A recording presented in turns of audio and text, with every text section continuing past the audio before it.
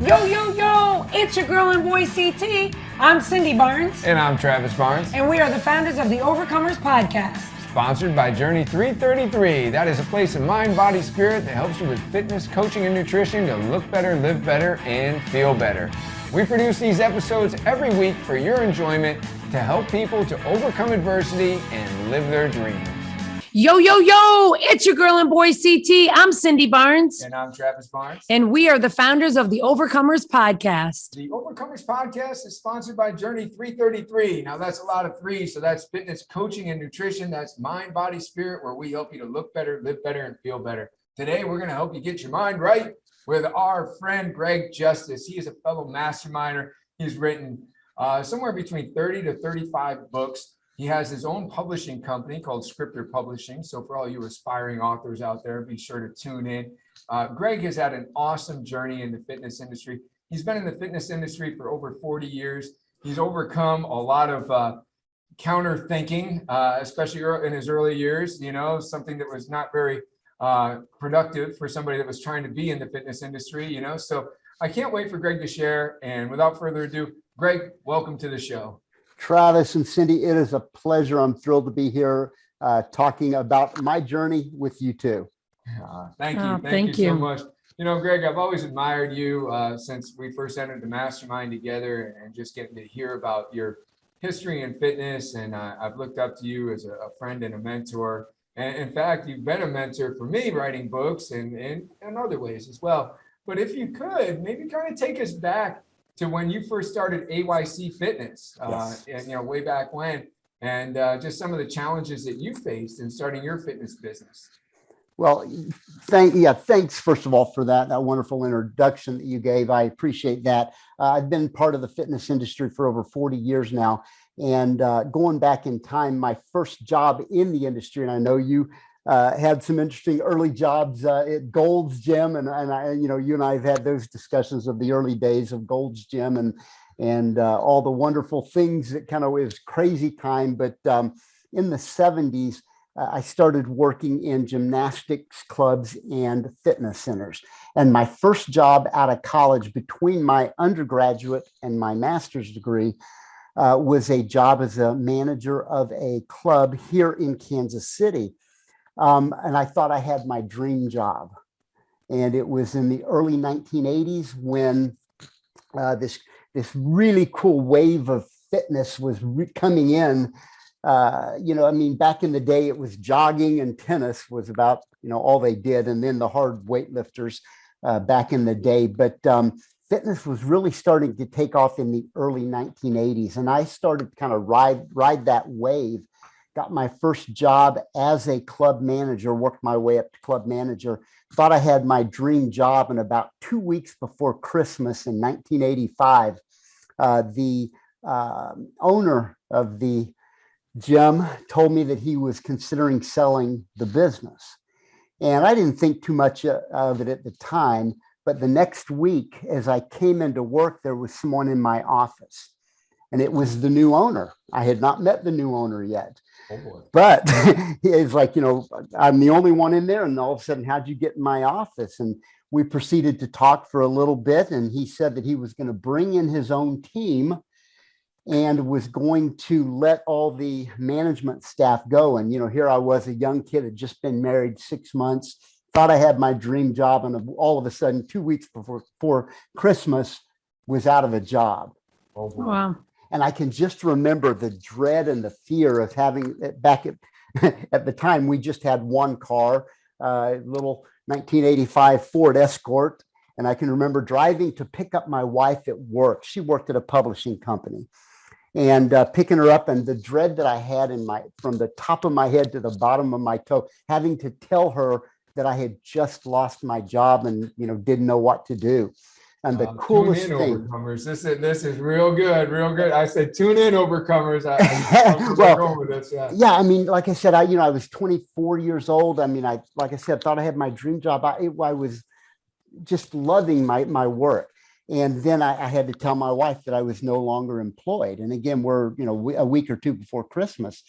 And the coolest thing, we had only been married 6 months, and I told her this and was just shaken from head to toe. And she just looked at me and she said, that's fine. She said, this is the opportunity that you really needed to go back and complete your graduate work and then come back and do what you've always wanted to do, which is to run your own business.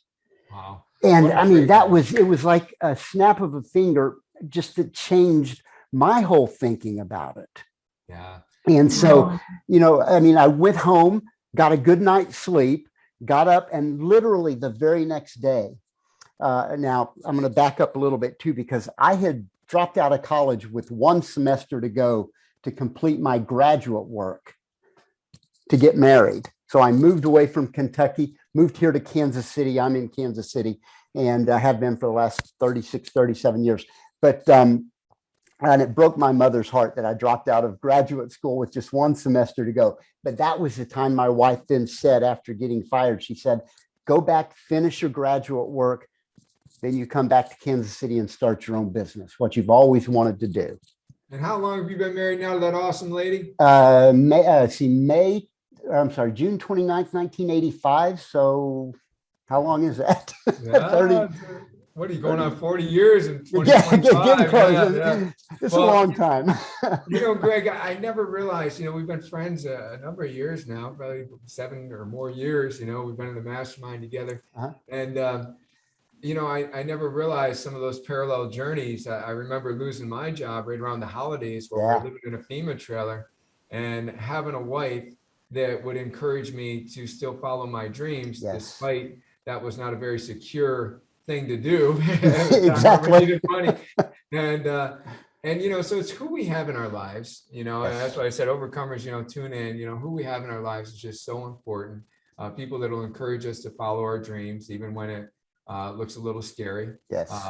She could have encouraged you to just go get the nearest job you could find and help bring home the bacon, right? I thought that was really cool. And what was really interesting is that we don't know what a blessing things can be sometimes. Losing your job a couple weeks before Christmas sounds like an awful thing.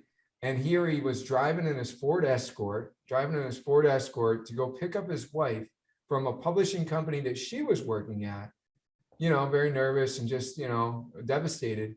And yet at the same time, nowhere in your mind did you know that one day you'd have your own publishing company. You're welcome to work at if she wanted to, right? Totally bizarre. Yes. Yeah. Right. I mean, just how life can unfold and you're going through something right now, but you're also going to something and there is something on the other side of the struggle. So really cool. So to those awesome ladies in our lives. No question about it. So you go and complete your master's and then, but there's a story between that time that I left, because there was like a 3-week gap between when I got fired and when I was going to report to go back to the university, which was 750 miles away back in Kentucky. And so the next day after my wife told me that's what I needed to do and encouraged me to do it, we couldn't afford for me to go back to college. So I called my graduate professor that I'd worked with previously with a graduate assistantship, a GA. And so I called him and I said, I know this is kind of last minute and I know everything's probably all set for next semester, but I thought I'd just give you a call and see if there was any position available for a graduate assistantship. And he said, Greg, stop right there. You're not going to believe this. He said, literally yesterday, the same day that I had gotten fired, he said, literally yesterday, my graduate assistant for next semester came to me and resigned for another position at the University of Kentucky. Oh my God. And he said, we don't even need to carry this conversation anymore. He said, just show up. The job is yours. That is amazing. Well, I mean, it just all I'm a person of faith. I know you all are too. Yeah. And I don't believe in coincidence. Yeah. I mean, that's the word I was thinking. thinking. So, I mean, that just kind of gave me chills from top to bottom. And even when I think about it, it still does. But he's just like, that paid for my room and board and it paid for my tuition. Oh, Greg, I got to say something right now for all you intellectuals out there listening. Maybe you're not on a spiritual journey. Maybe, you're not sure about your faith. Let's just approach this from an intellectual level. Einstein, pretty smart guy, said coincidence is God's way of remaining anonymous. Yes. There you go. So isn't it amazing how the universe can just open to you and Truly give you the opportunity that you need in your life? Especially, and by the way, that opportunity was not there unless you made the phone call, right? You know, Exactly. Right. yeah, And that's a good that. point. Yeah, You've right. got to act. You've got Yeah. to act. Yeah. Mhm. Now, and then there's another interesting little twist to this whole story, because 2 days later, after I'd accepted the position and I was, packing things up, getting ready to head back east to finish my graduate work, I got a call from the gentleman who had fired me 2 days previous. And, it's like he called me out of the blue, and it's like, I didn't know what this call was about. And he's like, Greg, I made a mistake. Mm-hmm. He said, so many of the members came to me the day after I let you go and really, advocated for you. He said, I want to keep you on as a manager. And then now I had a dilemma. All right. What do you do now? Yeah, it's like, okay, my dream job, I really thought that was my dream job, or going back and completing my education and following that path. And I knew in a split second I had to make a decision one way or the other. One thing I didn't want to do, because I'm a big believer in not burning bridges. Mm-hmm. I always believe that bridges are made for crossing, not burning. So I Yeah. didn't want to do anything that would hamper or, that could potentially hamper me going forward. So I had to think real quick. And I said, I'll tell you what, I've already made a commitment to go back and complete my graduate degree. It's 1 semester, 5 months. I said, I'll come back in May and I'll come and I'll work for you, but under one condition. I need to know that you'll let me start my business, a personal training business, in your gym. Mm-hmm. And again, this is before personal training was an industry. Wow. And I had gotten the idea to do it in Kansas City from a 25-cent book that I bought at a church garage sale. Wow. It was called Body by Jake Steinfeld. Yeah. Yeah.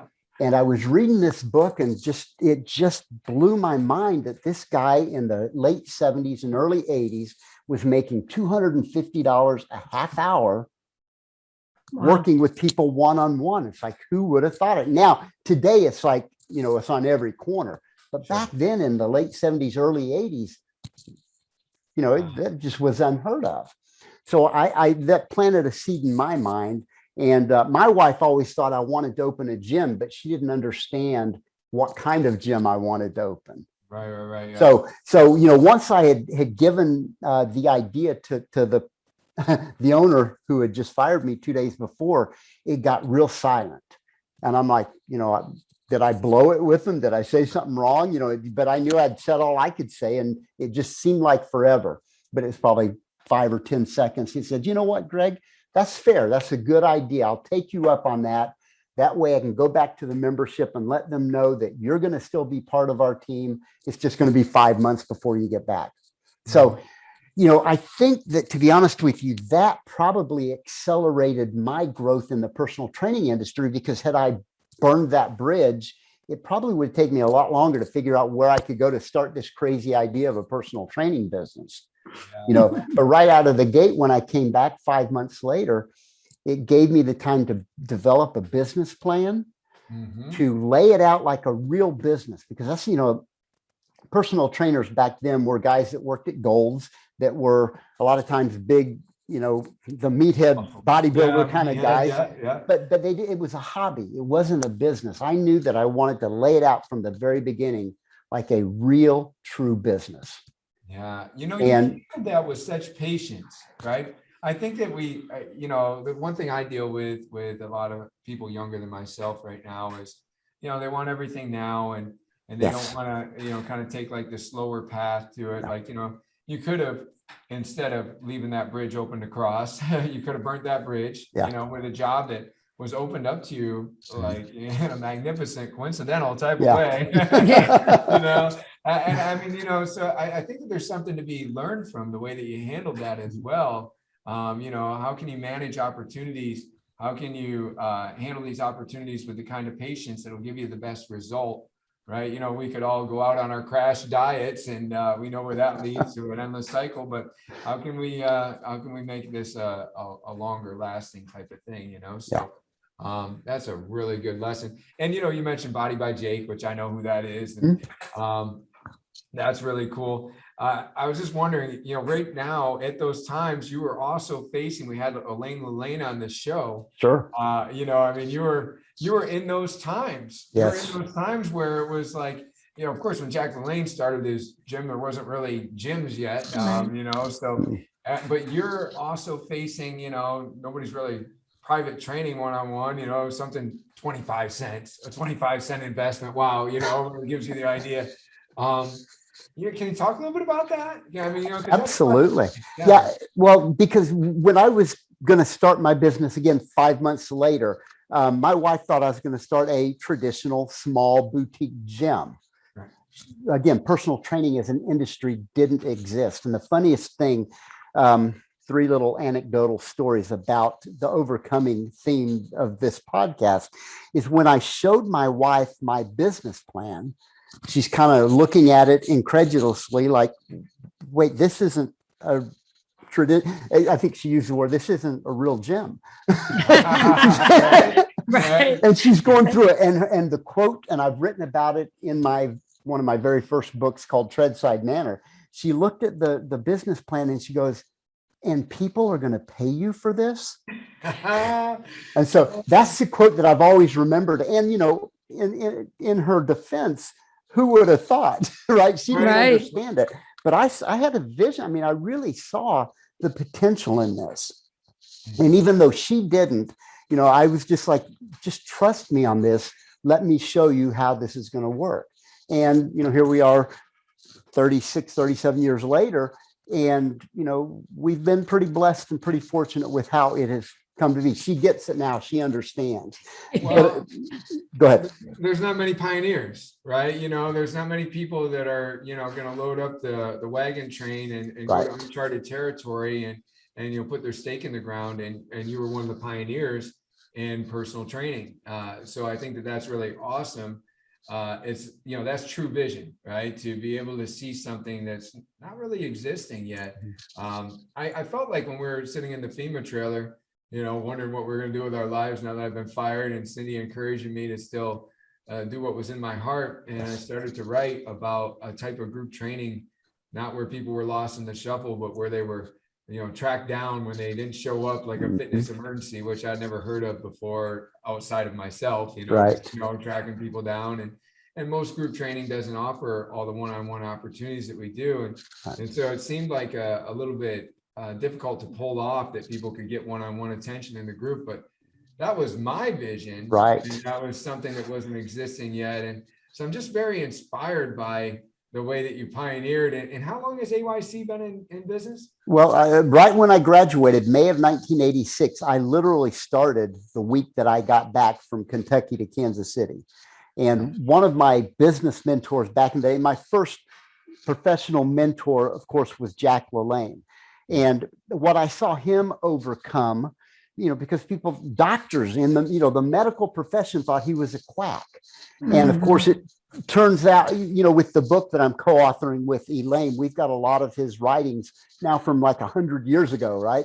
Right. And you read these things, some of it has never been published. So we're going to publish a lot of his works that no one has ever seen before. Oh. And as I'm reading through this stuff, some of it 50, 75 years since it's been written. And I'm going through this material and it's like, I could publish this today under a pseudonym and they would think it was written just yesterday. It's it's relevant and it's timely. And it's like, he saw this, 75, 100 years ago. Yeah. Wow. And it just is fascinating. But so he was my first motivation. And he's the one that really encouraged everybody. In fact, one of the stories that I love about him is some of his mentees that he has worked with over the years that I've been fortunate to interview for our book, would tell me the thing that most impressed them about Jack and myself as well is when he would tell me, all I want you to do is to pass it on. Whatever you've learned from me, pass it on to the next generation.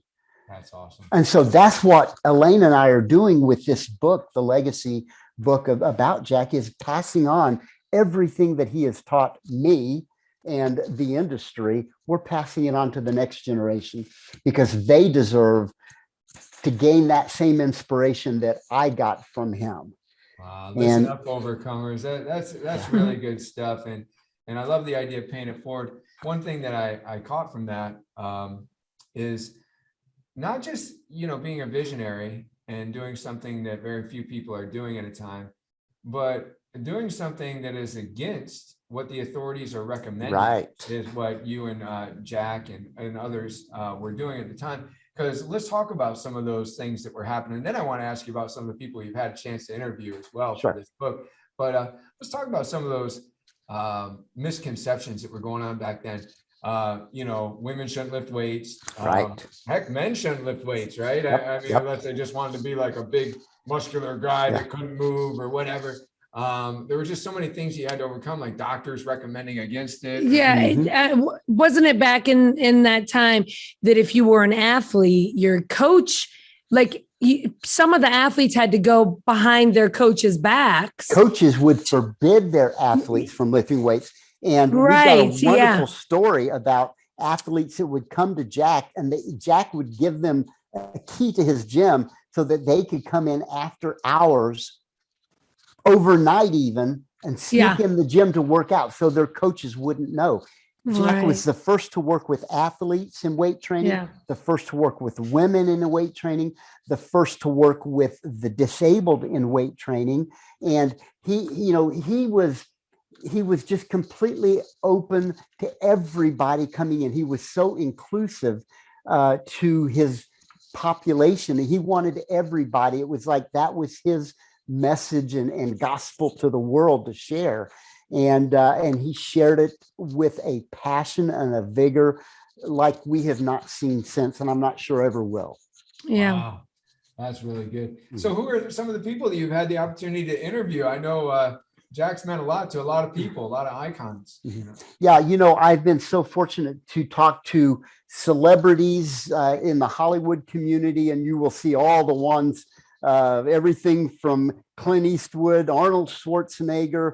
Lou Ferrigno was the very first interview I did. Lou was, I don't know if some of you may not remember Lou Ferrigno. I know you will, but a lot of the younger trainers may not, but he was the original Incredible Hulk. The original green guy, but he was also a wonderful bodybuilder and did a lot of one-on-one competitions with Arnold Schwarzenegger. They would stand side by side, and Lou is just a massive hulk of a man. And he was the first interview I did for the book. His interview became the foreword for our book. Jack and Lou were very good friends, and originally we were going to have Arnold do the foreword. But when I learned and got to know Lou a little bit better, I just learned of their connection, Jack and Lou's connection. And so we wanted to honor Jack through Lou by having him do the foreword. Wow, that is just so awesome. Yeah, I love Lou Ferrigno. I was rooting for him in the 90s when he was making his comeback in bodybuilding. I thought he was going to beat out Dorian Yates at the time.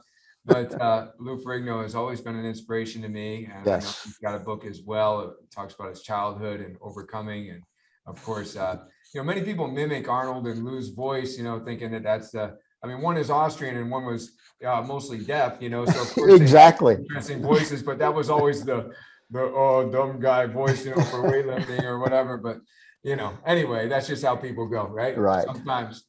So more about your journey, because, over the years it's evolved, you got into authoring books and now you're a publisher. You've seen training change a lot to the point to where now you yourself you're even a ninja warrior, so let's talk a little bit about, of course, some of the ways that, it's evolved for you over the years and you had to change. Well, back in the day, when I started my business, the industry as a whole would talk about separating weight training from cardiovascular training. It's like you don't do them together. Do one or the other, but not both at the same time. And that instinctively didn't make sense to me from what I'd learned from Jack, from what I learned from my own personal experience. I was a wrestler and a judoka. So I did things that were metabolic resistance training, is what we call it now, with cardio and weight training together. I mean, that's how you basically, when you're in a wrestling or a judo match, you are strength training against, a resistance in a high cardiovascular setting. Right. So that just made sense to me to train that way for the whole body. And so I never bought into what the industry was saying. And as the industry evolved, it was, and I don't mean this to be in an arrogant way, but it's like, see, I told you I was right. I couldn't do the scientific experiments behind it, but instinctively, I just knew that was right. And then now the research with the high intensity interval training, metabolic resistance training, being able to combine the two is the best way to train. And so the industry that's what I have seen it evolve over the course of my time in it over the last 40 years. There might be some listening. There might be some listening that need just a little information with that. So, Greg started at a time where, I'm sure that butter was bad and so were eggs. Yep. And also, Totally. Don't lift weights too much. It'll hurt your sports performance. And as you said, cardio and strength were supposed to be separate. And what he was doing back then, that he calls metabolic training or HIIT training, high intensity interval training, is something that science was recommending against at the time, but later came out with things like EPOC, excess post-exercise oxygen consumption, that said your metabolism will be raised for 36 hours by doing this type of training. You'll burn more fat. It's better for you overall. So again, like you said, not to be arrogant, but to be a visionary, to see something that very few or no one is doing and say, you know what, I think this is the way to go, and I'm going to trust my gut. And have science later agree with you. I just think that's awesome. So I just want, for those that are just tuning in and maybe you're just, typically working out in the gym, but you don't have all that certification and science background. I mean, these are the things that Greg's talking about, right? Yeah. Well, and it's because I learned it also from Jack. Jack, again, some of this material that we're going to publish that hasn't been published, it's that, he would train in about 30-second cycles, rest no more than 15 seconds in between. He was on the go. And that just is like, that makes so much sense. And then now over the course of time, all the research has come back and proven that to be the case. From a total overall, if you're going to be a bodybuilder, probably not the best way to train, but I'm saying for just general health, which is what it's about longevity, living well with a high quality of life. Unfortunately, a lot of people can live a very long time in a very poor state of health because of medicine. That's not the goal. It's to live without medicine in a very high state of vitality. Yeah. And so that's what I've always wanted to research. And you had mentioned the Ninja Warriors. And the story behind that is that we did a book. Kelly Watson and I are partners in Scripter Publishing Group. The business came about because of our mutual friend, Todd Durkin. He came to me at one point, several years ago now, probably 7-8 years ago, and said, Greg, and this is the time I'd probably written 8 to 10 books. He says, Greg, clearly you have a very systematic process to what you do. He said, would you just write what that process is so that I can see it? And I did and gave it to him. And he looked at it and said, now, would you fill in those little gaps that you did? I wrote 7 things that I did to write a book. And he said, now fill in each of those 7 items and make it a little bit longer. Give me details on that. And then he said, this right here is a business. Our industry is starving for a service like this. I want you to start helping the industry. And I'm like, Todd, I've already got 2 full-time jobs. I don't need a third. I'm not, I was in no way looking to start another business. Yes. Right. And he that kept book, pushing. Yeah. I was going to say that book became 7 Steps to Writing a Book, or is that Exactly? Yeah. That and that literally was just 7 written sentences. Here's what I do. Boom, boom, boom, boom. Now fill in the blanks of those 7 things. And basically that turned into a book. But that was all inspired by Todd saying the industry needs what you're doing. Kelly and I, before we started Scripter, did an industry survey. We found that over 9 out of 10 fitness business owners wanted to write a book. They just had no clue where to begin. Yeah. Wow. Yeah. And it was at that point that the light bulb went on, and Kelly and I said, Todd was right.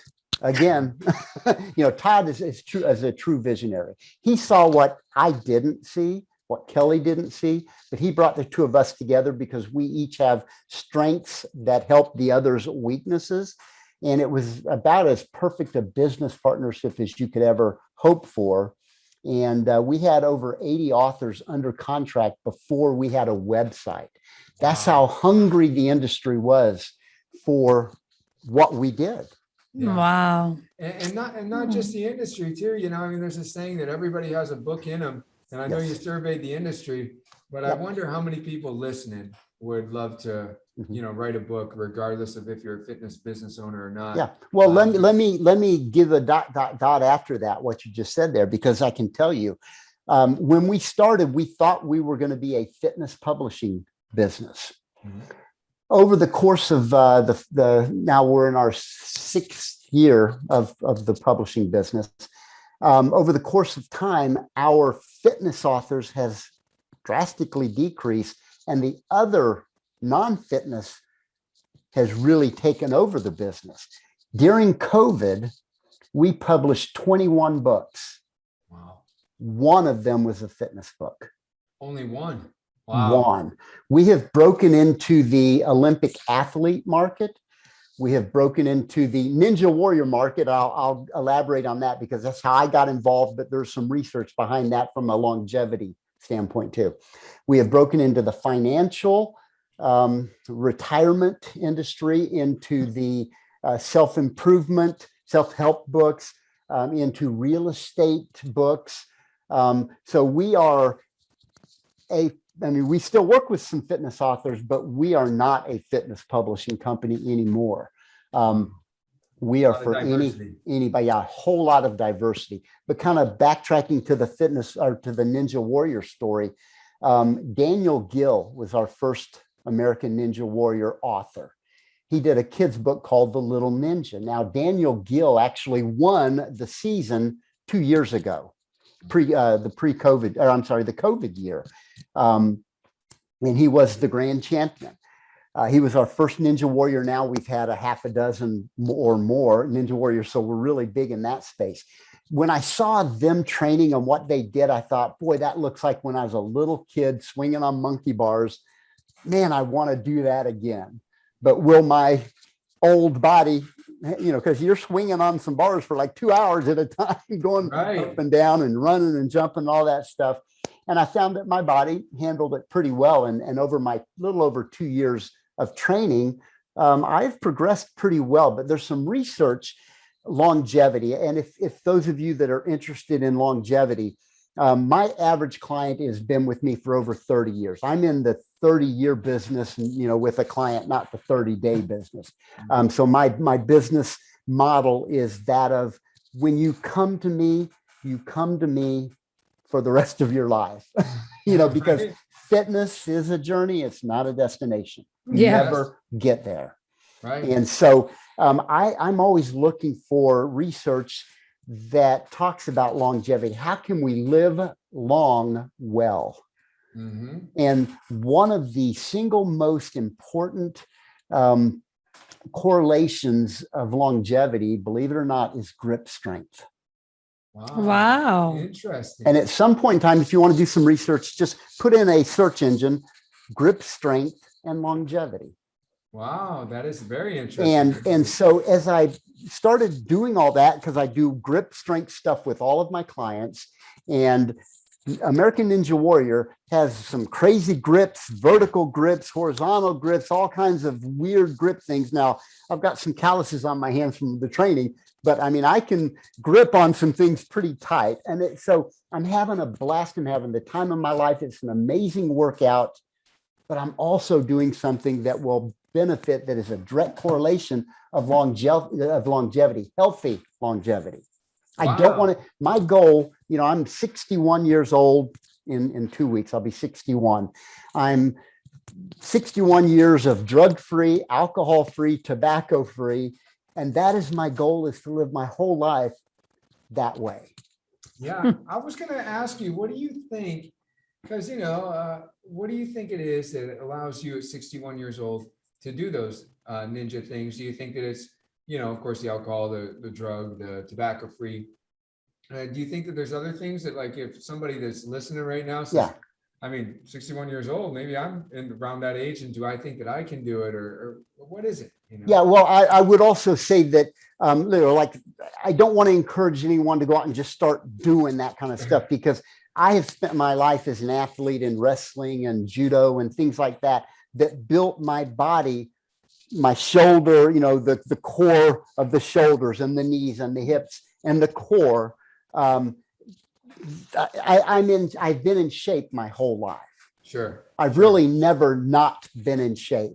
So I'm not saying that you should go and swing from the ceiling for 2 hours if you're in your 40s, 50s, or 60s, having never done anything. That's one thing a lot of people get in trouble with, is when they decide to get in shape in their 40s or 50s or 60s, they go all in. Don't. Yeah. Work in slowly. You can do grip strength things without holding on to the ceiling and swinging and jumping 10 feet. Yeah. Right. So I'm certainly not encouraging anyone to do that. But I do encourage you to do things that will start to strengthen your grip, things that will start to stabilize the shoulders, so that you can take baby steps toward progressing to things that you might have fun doing. I mean, it literally is, I'm like a 61-year-old kid playing on a swing set and a monkey bar, for hours at a time. Last night, I climbed a 60-foot rope just for fun. Yeah, wow. we gotta talk about that rope training. Yeah, I'll drop a little bit more trainer knowledge just into this for those that are listening, because what Greg was talking about is progressing to a point. We have to be stable before we can be mobile. Yes. If you don't have good posture, you can't balance, and we're not going to work on a movement pattern. And then that movement pattern has to go through a full range of motion before you could load it. And then once you can load it, you can worry about performance. So if this interests you, if Greg's story inspires you that maybe you could be a ninja warrior at 61 years old, you could, but there's some prerequisites you have to meet right here. Right? Call before you walk. Call before you walk. So, Cindy, what were you saying? So last year on your 60th, you did quite a little obstacle course, a Ninja Warrior obstacle course that was amazing, that we tuned in for. And you talking about the calluses just a few minutes ago. I saw your hands pretty tore up and bleeding, and I was like, oh my gosh, how does he get back up there? It was amazing. It was like, you're nice. Well, oh my gosh. Once again, this is all inspired by Jack. Truly, these things, when I was turning 40, I came out of retirement and won a state championship in judo. When I turned 50, I flipped a 450-pound tractor tire 50 times to raise money for our children's hospital. And when I turned 60, I did 60 American Ninja Warrior events, just to show that 60 is not old, right? Yeah. So those are all things that I was encouraged by Jack to do, because he did some amazing, you talk about amazing. Oh, yeah. If you're not familiar with Jack, I want to encourage people to go and look at his feats of strength. When he was 40, when he was 50, when he was 60. When he was 60 years old, he swam handcuffed 1.5 miles in the San Francisco Bay. When he was 70, he did it handcuffed, shackled, and pulling 70 boats with 70 people. Guys, this sounds crazy, but it's true. He really did that. When he was turning 80, he was going to do it again. And Elaine said, if you do, I'll divorce you. Yeah. So she put her foot down. But again, age is just so much of it is a state of mind. And as long as we keep our mind engaged in what excites us, and I truly say this, I've been in the industry for 40 years. And I know you've heard me say this, Travis, because a lot of people talk about burnout, and burnout is something that doesn't exist in my mind. It doesn't exist in my vocabulary. When I talk to mentees that I've worked with over the years and they mention that word, the first thing I say is don't ever say that in my presence again, because if you start to say it and think it, it will become something that you can allow to happen.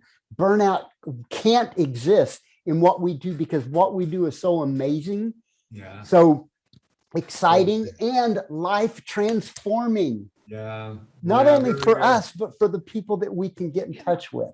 Really So, good, really good. so, you know, I wake up every day and I truly do with that. And I've gone through the course of, I wrote a book called Mind Over Matter, Mindset Over Matter. And the first chapter is talking about framing your day. And I firmly believe that if you can start your day with a smile, and it took a while to kind of get in the, when I wake up in the morning, and 99.9% of the time without my alarm. And I'm a, you know, I know you guys are early risers too, and you get up at crazy early times, but I get up between 3 and 3:30 every day before my alarm. And the first thing I do is smile. Because when you smile, it changes the chemistry in your brain. And the last thing I do before I close my eyes and go to sleep, I smile. So if you can frame your day with smiles on either end, you know, we're reacting a lot of the rest of the time, but we have control over the first thing we do in the morning and the last thing we do at night. And so it's just framing your day, and it makes the rest of the day pretty darn good. Well, there's so many great things being shared. I don't want anyone to miss out, you know, framing your day, the most important times of your day, you know, starting and ending your day. Motion changes emotion. That's just super important. The language that you allow yourself to speak, you know, people think that emotions come to them. They go to emotions by the language. And if you allow burnout in your language, you know, you will find what you look for. If you're looking for burnout, you can find it. Or if it's not allowed in your language, and you won't find it. These are just great things. I hope all the listeners are picking that up. Something I didn't want to miss is you said grip strength, so connected to longevity. Greg, if somebody's listening to this right now and they said, well, how can I start to work on my grip strength? I want to live longer. Where would you recommend that they begin? Well, you know, they have these stress balls that you can start with, you know, just squeezing, right? They have the little spring held things that you can work on. You can just focus on, when you're doing your strength training, doing some squeezing exercises. Back in the day on the old universal machines, remember those grip machines that you would, I still have one of those original ones from Jack that you can do, but just anything that makes you squeeze, even if it's without anything, you can just open and squeeze tight, and functionally it will help you unscrew lids, you know, on jars. And rope climbing is wonderful. I will tell you one business that I know, you know, I'm part of a company called Endless Rope. Well, yeah, I was about to ask you, what are you most excited about? What are you working on these days? So let's talk about it. That excites me about as much as anything. And I'm just so thrilled to be part of a company called Endless Rope. It's the original Endless Rope product, and it has variable resistance. So it'll go from as little as 2 pounds of resistance. But think about it. Every time you climb and pull, you're having to grip. So I'm working that grip strength. I'm also working the shoulders and lats and core, and there's all kinds of different movements you can do on it, but it'll go from as little as 2 pounds of resistance all the way up to supporting your entire body weight.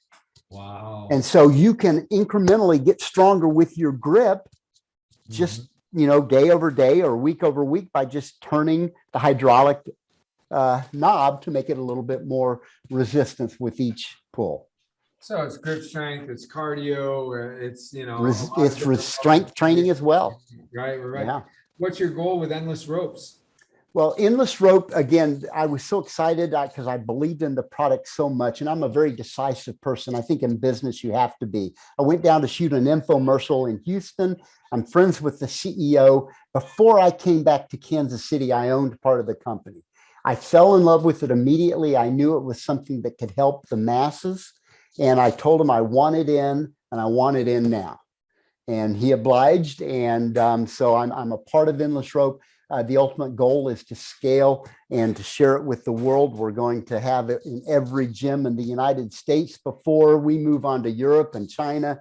And I just truly believe in the mission, and I believe in the product. And, you know, I just can't say enough good things about the product and the founders of the company, who live in Wasilla, Alaska. That's awesome. That's awesome. Well, we've been on the journey with you, no pun intended. We've been on the journey with you from being fired to, going back to school to taking your dream job to starting AYC and, training when the training didn't exist. And, from being an author to helping other people write books to now being a publisher to, at the ripe age of 61, being a ninja warrior, Greg, I feel like, you've had a lot of success in your life and you're very, one of the things I admire about you too is just how consistent you've been. If you could, because I feel like, consistency is where it's at, right? Yes, No doubt. you have some values that you stick to and they really help you through life. But what would you say to our listeners right now? What are some of the most important keys to success if you'd give a few? Well, I will tell you that the single most important thing is your PhD. PhD. Yeah, pig-headed determination. I was going to say, not everybody's going to be a doctor. Okay. So I got my undergraduate degree, I got my master's degree, and when I went in business, brother, I got my PhD because I had a vision. I knew what I was working toward, and that PhD, which is pig-headed determination, is what gets you through those, what you think might be obstacles, but truly, like Ryan Holiday says, the obstacle is the way. Yeah. And by being able not to stop when an obstacle comes, but to be able to manipulate and figure your way around that obstacle. My first business mentor told me, he said, Greg, the one piece of advice I'm going to give you is that I need you to understand that you're at a great age to fail. He said, if this doesn't work out, you're only 24 years old, you'll have the rest of your life to figure it out.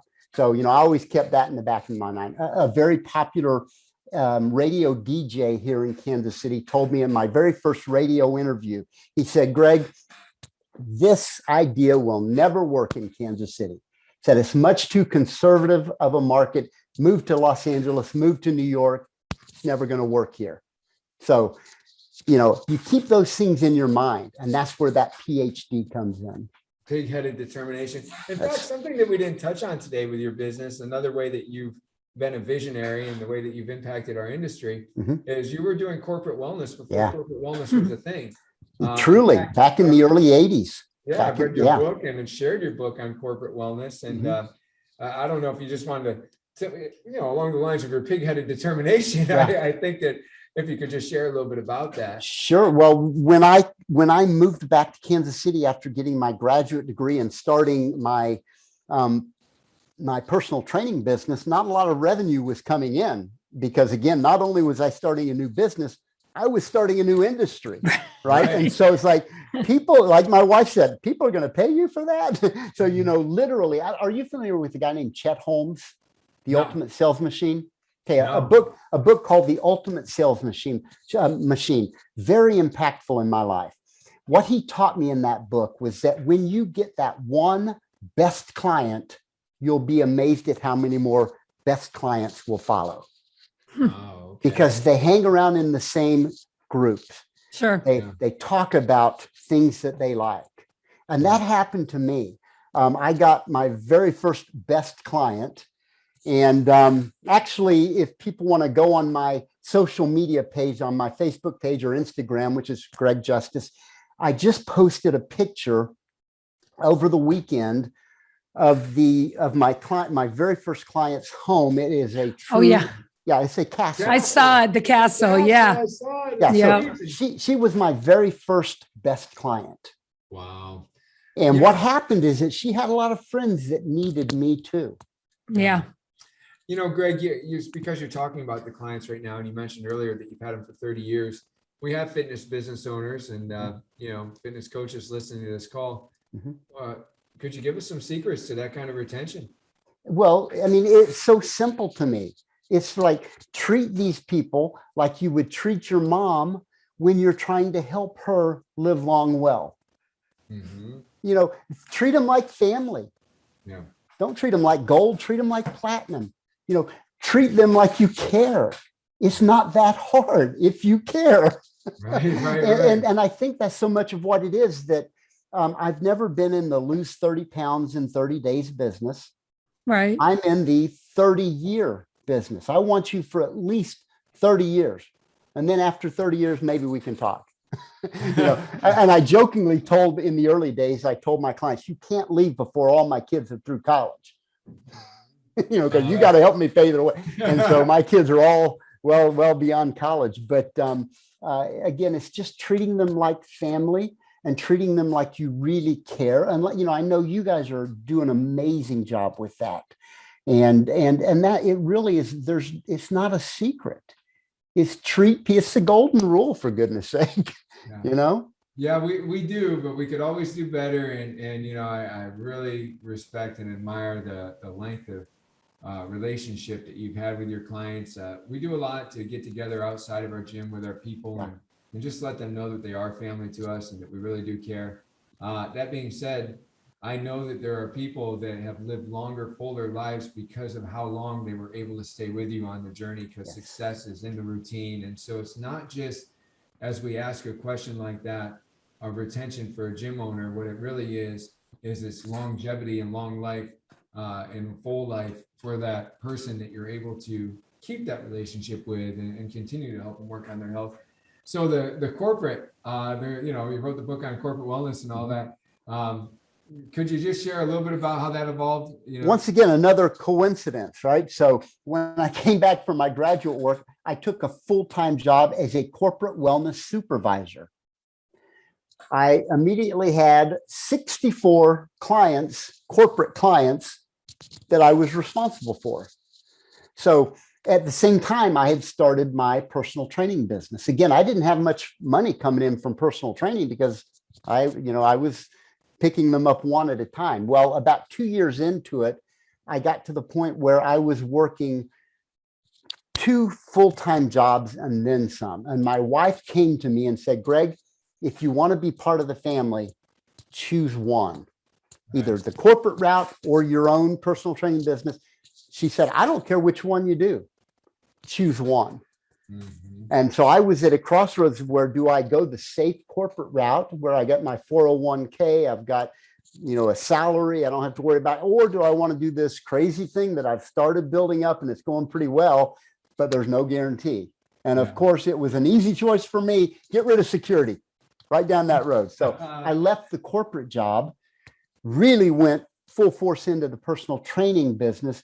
And I started getting calls from those corporations that I'd worked with previously.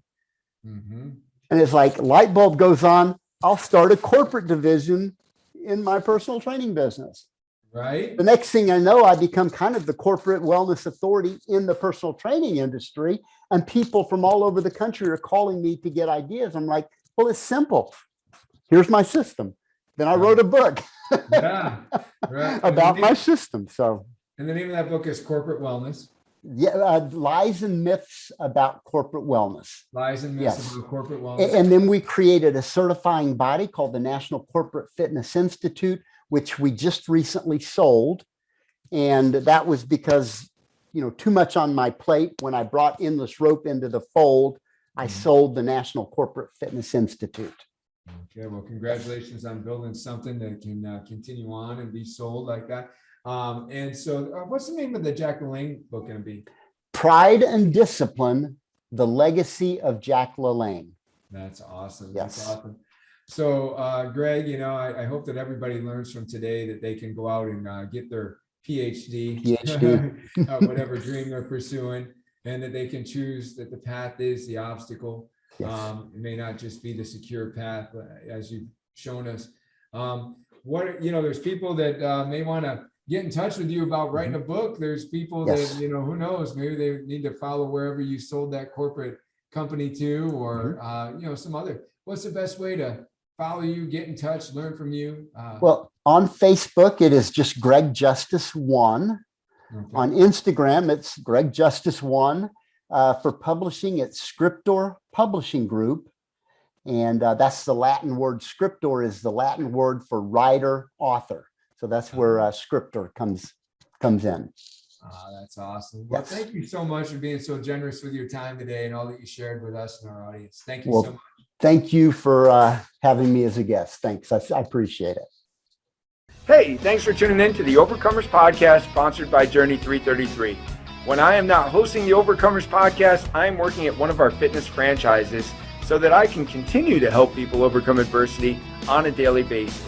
That's right, people come to the Journey 333 fitness franchises because they want a coach in their life.